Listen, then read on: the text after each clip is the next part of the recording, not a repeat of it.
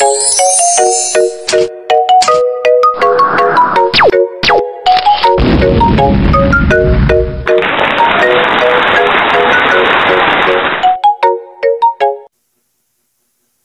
to continue, di ba yung income natin, balik tayo, yung income natin is inflow, so dadagdag to sa equity. Yung expense po natin naman is babawas dun sa equity. So, maglagay muna tayo dito ng separate T account ng dalawang elements. Correct?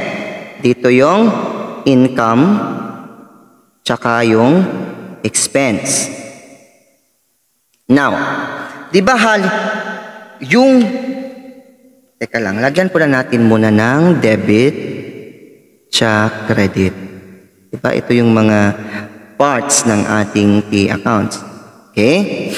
Now, nalalaman naman natin, diba, na yung income mo, ito yung income mo, diba, inflow. So, dadagdag yan ngayon sa equity. So, mag-i-increase ngayon yung equity mo. Correct? So, paano nga ba natin i-increase yung equity? I-debit pa natin o i-credit natin? Tama. I-credit natin. Kasi nga, dito yung increase. Oh, ayan yung increase. Diba yung income mag-i-increase? So, dito mag-increase. Ito yung effect ng income dun sa equity. Mag-i-increase siya sa equity. Correct? So, since normal balance ng equity is credit, so doon mag-i-increase. So, siya ay mag-i-increase ng equity. Meaning to say that the normal balance of your income as well will be on the credit side. Kasi doon yung increase ng ating equity. Doon tayo mag-i-increase. Correct? So, halimbawa, or doon tayo mag-i-increase ng income, di ba? Kasi mag-i-increase siya ng equity. On the other side, no? Expense, di ba? Outflow. So, babawas doon sa equity. Magde-decrease siya sa equity. Paano natin i-decrease yung equity? We will go to the opposite side of the normal balances, or the normal balance of the equity. Since the normal balance is on the credit side, doon yung increase.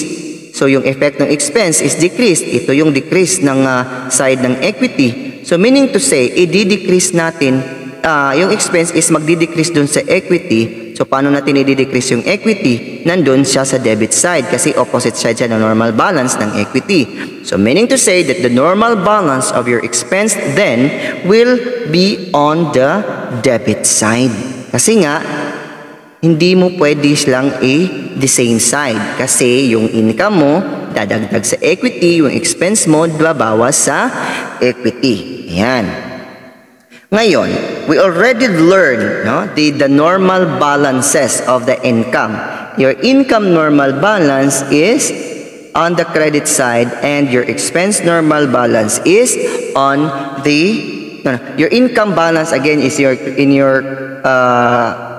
will be on your credit side and your expense will be on your debit side, correct? So we have already learned that the income normal balance is on the debit side. So if you wish to increase the income, go to the normal balance or the credit side. If you wish to decrease, go to the opposite side or the debit side of the income. And then for the expense, since the normal balance is on the debit side, so go to the normal balance if you wish to increase, correct? Nandun kasi yung normal balance niya. But if you wish to decrease, then go to the opposite side of the normal balance. So from this session, we've learned that the normal balance, to summarize, yung sa asset, the normal balance na is debit. Yung liability naman is normal balance as well as the equity is on the credit side based on the accounting equation. And then the effects of the income and expense that will that took effect into the equity, yung income natin is mag-i-increase ng equity. So the normal balance of the equity wherein kung saan natin mag-i-increase ng equity account is doon sa credit balance kasi nga Sa credit side kasi nga doon ay yung normal balance. So therefore, your income, normal balance as well is on the credit side. If you wish to decrease, go to the opposite side. And then for expense, since ito ay magbabawas doon sa equity, magbawas tayo sa equity is on the opposite side of the normal balance. So this will now then be the normal balance of your expense on the debit side. So if you wish to increase your expense, go to the debit side. And if you wish to decrease, go to the credit side of the equation. Are we clear on that? Go to the credit the expense if you wish to decrease. Okay? So have this all in your notes, correct?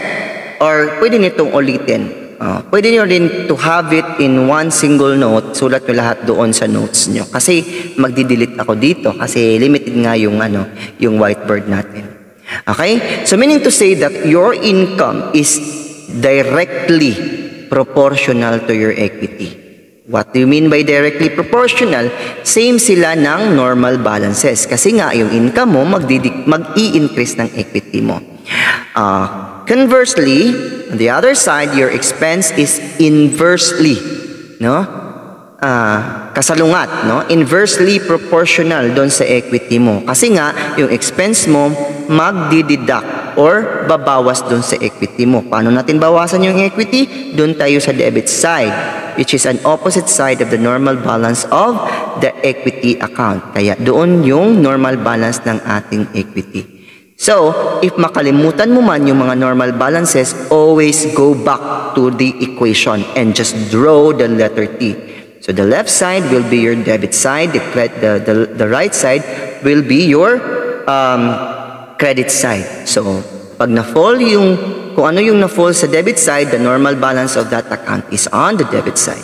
Ano yung na-fall sa credit side, the normal balance of those account or accounts is on the credit side. Are we clear on it? Okay? So now, we've learned this already. So, we'll go back to the debit and credit now. So, okay na, delete ko na muna to lahat, no? We've already learned how to, by the way, this is how, this is how, ito yung mga discussion on how to identify the normal balances. Normal balances. Delete muna natin ito. Normal balances of the accounts. Of the elements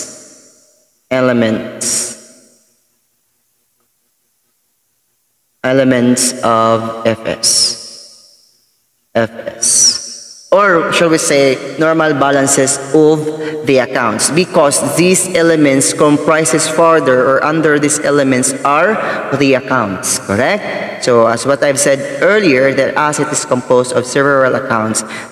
For example, is this cash, accounts receivable, cash in for cash, so divided into cash on hand, cash in bank, whatever. We have also account of petty cash funds, whatever. And so on and so forth. Liability includes all types of liability, and equity, all types or accounts of equity, income and expenses as well. Okay? So now, we will delete na this one. So have it in your notes already, ha? This, the summary here is the summary of for normal balances. Oops. Okay, sorry. Ayan. Lumayat tuloy. Okay. So now, we'll go to the rules of the debit and credit. Ang dami nating discussion bago tayo pumasok dun sa rules and debit. Rules of debit and credit. Yan. Delete muna natin.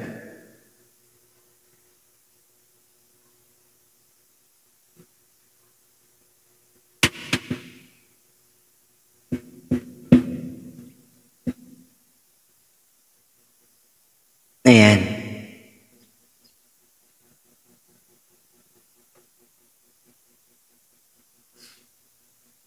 Okay. The rules of debit and credit, ganito yan. It's my fault, sorry. Dapat siguro nauna to, no? Kanina. Pero ganito yan.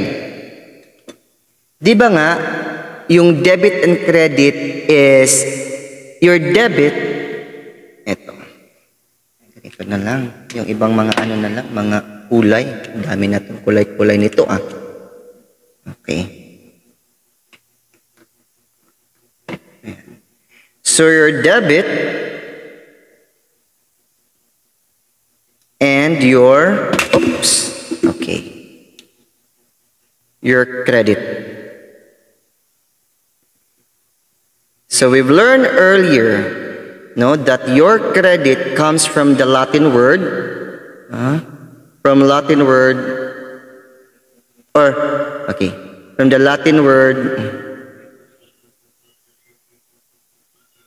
creder. Creder. So that is CR or credit. On the other side, no, your mga ano, mas bulat. From Latin word deberi. Deberi. Or the DR. Di ang doktor, ha? Latin word yan. Yan. Ano bang ibig sabihin ng debit? Ang debit is on the transaction, ito yung tinatawag natin na value. Value received. Value received. On the other hand, your credit will always be your value parted with. Ano bang ibig sabihin? No? Value received is ito yung natanggap. Oh? Ito yung natanggap mo. Oh? Natanggap. Oh, sa Tagalog yan, ha? Natanggap. Yung value parted with naman, ito yung binigay. Binigay. Ito yung binigay mo. Halimbawa, no? Halimbawa, no? Before that, as an accountant or as a bookkeeper, no? Always put yourself onto the shoes of the business entity you are working with. Okay? Always put yourself onto the shoes or to the shoe of the business you are working with. Kasi doon mo malalaman or doon mo ma-identify kung ano yung na-receive ng business entity at ano yung pinalabas or binigay ng business entity. Kasi doon papasok kung ano yung i-debit mo, ano din yung i-credit mo. Again, debit is the value received or ano yung natanggap mo. Correct? Yung credit naman is yung value parted with or kung ano yung binigay mo. Value parted with or value given up. Okay? Or value, same lang ang meaning yan. Value given up. Given up. Okay? Now, example is bumili ka ng habits instruction. The transaction would be sample example of the transaction, no? Para ma-appreciate niya. Example.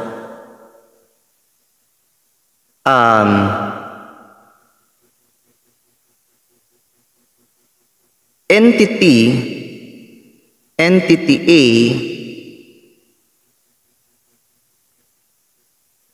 purchase a machine or let's say ano bang sample natin dito? Purchase a table for or office table na lang. Ayan. Purchase an office table. Okay, office table. Of course, pag ganun siya, if the transaction is silent, purchase an office table, if hindi naka-identify doon na inutang siya, meaning to say, binili siya na on spot cash. May ibang mga transaction na ilalagay doon, entity purchase an office table for a cash, or if silent man, is automatic cash transaction siya. Binili siya on spot cash. Kasi pag binili siya on a credit or inutang siya, ilalagay doon sa statement or sa transaction statement na inutang talaga siya. But if the problem or if the transaction is silent as to utang, so automatic that would be purchase on spot cash. Correct? So ngayon, ano na yung i-identify natin yung debit. Debit, ano yung i-debit natin dito? Tapos, ano yung i-credit natin sa transaction na to? Correct? Credit. Again, our debit is the value received. So, sa transaction na to, ano ba ang na-receive ni entity A? Ano ba yung na-receive niya? Diba na-receive niya kasi bumili siya ng office table. So, ang na-receive niya is office table. Ito yung value received niya. So, ngayon, office table. Teka lang.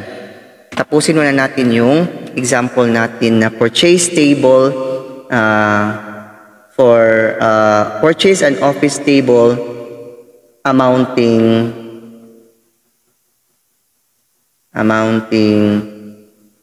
let's say 2,000. Okay? Pesos.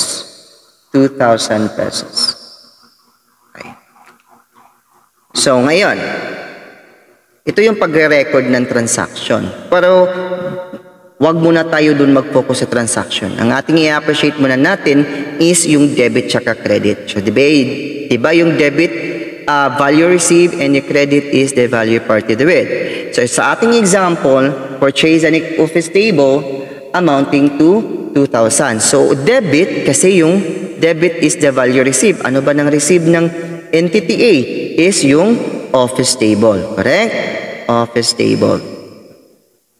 Ano naman ang na-receive? Office table. Ano naman ang na-receive ng magkano ba yung office table natin? It's on 2,000 amount. Okay? Ngayon, binili natin, di ba? Binili ni entity A yung table. So, ano yung pinalabas ng entity A? Binili siya, if the problem or if the statement is silent, that would be spot cash. So, ang binigay natin is, or value parted with, is cash, of course. The amount or money. Magkano? Di ba 2,000? So, binayaran natin ng 2,000. Ganun lang kasimple. Ayan. Yan yung rules of debit and credit. Debit is the value received and your credit is the value parted with. Correct? Yan yun. Always put yourselves onto the shoes of the company. On this case, or the business entity, on this case, we have entity A. So, ano yung na-receive niya? I-debit mo. Correct? Value received. Yun yung na-receive mo. No? Sa transaction, ito yung na-receive mo. Color blue. No? Correct? Now, ano yung given up mo? Cash, kasi binili mo siya on spot cash, kasi the statement is silent as to inutang ba or hindi. Pag silent, that is on a cash transactions. Kasi pag utang, ilalagay doon na inutang siya. Okay? So that's it. That's a simple way of, or that's a simple rule of a debit and credit. Okay. Lagay naman tayo ng ibang halimbawa ngayon. Okay. So, di natin isusulat dyan.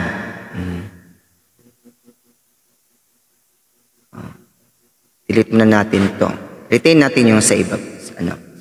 Meron tayong company A. Okay. Company A or entity, let's say company A. Company yung itim na lang para gamit natin yung blue tsaka red for debit and credit. So we have company A,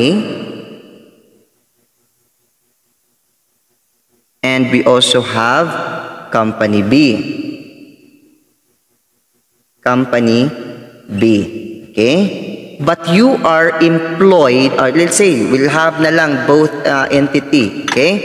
So si company B ay may, let's say, ball pen. No? Ang item niya is ball pen. Correct? Ball pen. Ngayon, si company A is may item siya na papel or paper. Let's say notebook na lang. Notebook. Notebook. Yan. Okay. Si company A is naki-barter, no? Naki-barter dun kay company B. Company B. Na B. Company B. So, yung notebook is ibibigay niya going to company B. Correct? Yung ballpen naman as a barter ibibigay niya kay company A. Now, so, may transaction between company A and company B. Okay? Doon tayo muna mag-focus dun sa kay company B, kay company A. So, ano ba? Doon, yung ikaw na accountant ng company A or bookkeeper ng company A, ano ba yung na-receive mo? Ano bang i-debit mo ngayon? Okay? So, ano ba yung debit? Ano nga yung debit? Review natin. Yung debit is value received. Ano ba yung na-receive ng company A? Di ba yung ballpen? Na-receive natin yung ballpen. So, debit natin ballpen. Ayan. Ballpen. Ngayon, ano naman yung binigay natin?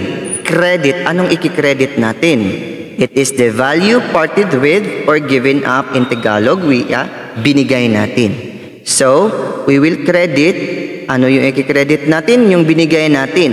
Ano ba yung binigay natin in exchange of ballpen? Di ba binigay natin yung notebook? So, ito yung value given up. So, credit natin notebook. Ayan, notebook. Ayan. Yan yung transaction or record ng company A. Kasi yung natanggap niya is ballpen, yung given up niya or binigay niya is notebook. Sa simple na barter transaction ng company A at company B. So whatever, always put yourselves on the shoes of the company you are working with. So for this time, no, ang wino-work out natin is yung company A. So, ano yung debit natin tsaka credit natin sa simple transaction sa barter ng notebook at ballpen. So, si company A, nanggaling sa kanya yung notebook. Ito yung binigay niya doon sa kay company B. So, yung binigay niya, di ba, iyon ay i-credit natin. Ano yung natanggap ni company A from company B is yung ballpen. Ito yung natanggap niya. Doon naman tayo kay company B. Okay. Ano bang natanggap, no? May natanggap si company B, di ba? Sa barter. So, ano ba yung natanggap ni company B? Yun ay ang item na i-debit natin. Kasi yung value received or natanggap ni company B from company A. Ano ba yung natanggap niya? Oh, papunta dito. It's yung notebook. Ayan, notebook yung natanggap ni company B. Ano ba yung binigay niya in exchange of the notebook? Diba yung ballpen binigay niya for company A in exchange for notebook. So yung credit natin, ito yung value parted with or binigay natin na value, yun yung ballpen. Ayan. Okay? Always remember that the debit is value received. No? Always remember that credit is the value parted with. Okay? So again, sa company A, ang na-receive niya is ballpen. Diba? Nag-barter sila. Anong na-receive ni company A? Na-receive niya yung ballpen. Ano yung binigay niya? Ito yung binigay niya is notebook. Correct? Ngayon, ano naman yung natanggap ni company B sa barter? Diba? Natanggap ni company B is yung notebook. Diba? Galing kay company A, binigay niya is natanggap niya is notebook. Ano yung in exchange niya? Ano yung binigay niya kay company A in exchange of notebook?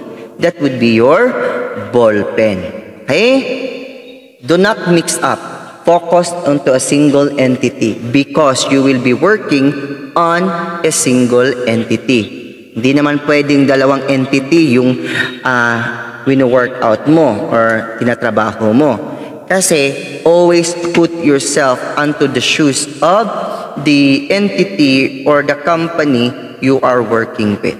Again, to review, your debit, which comes from the Latin word debere, or the abbreviation is DR. Your credit naman come from the Latin word credere, abbreviation is CR. So your debit means to say this is the value received or ito yung natanggap mo. Yung credit naman is the value parted with or given up, ito yung binigay mo. So for example, the example that we have a while ago is nag-purchase ka ng office table for a worth of 2,000. So yung natanggap mo ng entity A is yung office table. Yung binigay mo in exchange of that office table, kasi nga binili mo for cash, nagpalabas ka or binigay mo yung cash. Debit ka ng office table, credit mo ngayon yung cash na binayad mo doon sa office table. Ito yung pangalawang example na barter exchange ng dalawang company, ng Company A and Company B. So, ano yung natanggap ni Company A? Yun yung i-debit mo, diba? Natanggap is ballpen kasi natanggap niya doon kay Company B. Ano yung binigay mo doon sa exchange patungo kay Company B? Diba yung notebook? This is the value parted with or given up. On the other side, and doon sa Company B, ang natanggap niya naman from the barter is the notebook. Diba? Ang binigay niya naman doon sa barter is yung ballpen. Okay? So, as simple as that. So, for the rules of, for kung paano natin gawin yung normal balances is na-discuss na natin a while ago. So, actually, this is the rules of the debit and credit. So, kung ano yung debit, again, these are the value received. Credit, this is the value parted with. Have it always on your mind. I have it in a different color for you to remember always the difference between the two. Okay? This is the debit and the credit rules. Are we clear in this? If you have further questions in this, you can PM me, you can contact me for further explanations. As if naguguluhan kayo, pwede nyo akong kontakin, pwede nyo akong i-message to further let you understand what is the rules of the debit and credit. Just to remember that these rules of debit and credit is very much important, as well as to identify the normal balances of the elements of financial statements, which I've discussed a while ago, because these are the basic foundation, or these are the basic knowledge that you have to learn when it comes to accounting.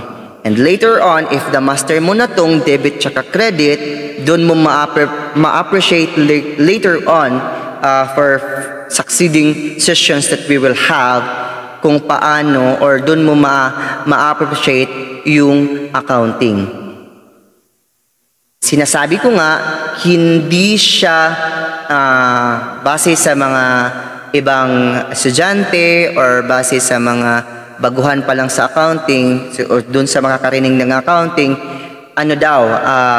it's difficult to do accounting daw. No, mahirap daw ang accounting.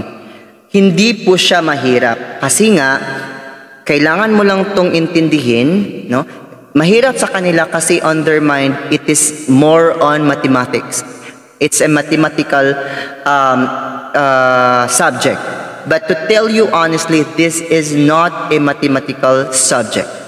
All we need to do, or all we need to have here in accounting is just the simple IMDAS. What is IMDAS means? Diba? Ito yung tinatawag natin na multiplication, division, addition, and subtraction. That's the only thing that we need in accounting. We don't need to be a mathematician. So to correct your perceptions about accountants or sa mga bookkeepers, we are not mathematicians. We are accountants. Okay? So, yun lang.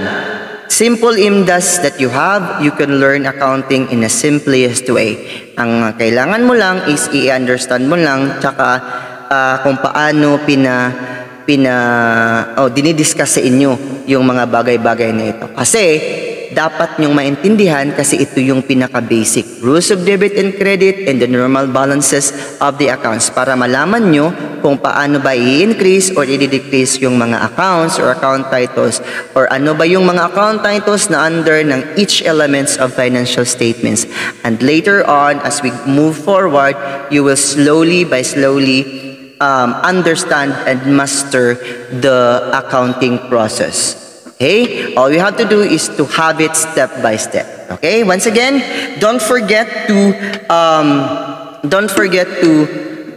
subscribe my channel or my YouTube channel because I will be posting all my discussions onto my YouTube channel.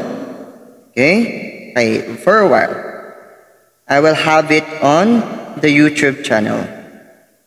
So my YouTube channel is just one. Okay. Don't forget to subscribe my YouTube channel. Ayan. Chiking TV. I will be uploading my YouTube, my discussions as to this, today's discussion, the rules of debit and credit and how to identify the normal balances of each elements of financial statements on this YouTube channel. Kasi on other social media, it cannot be posted wholly because there's a limit of time. While on YouTube, there's no limit of the time. So the full version of the video will be uploaded into the YouTube. So don't forget to subscribe for you and to hit the bell button for you to be able to be notified for the upcoming videos to be posted. Okay, I will just have it right here, my YouTube channel. YouTube channel, okay, my YouTube channel. It's Chiking TV. Okay, Chiking TV or at Chiking, para madaling ma-search, at Chiking TV 8190. Ganon. Ayan. So see you on the next session for the upcoming topics for accounting, for basic accounting. God bless and see you on the next discussion.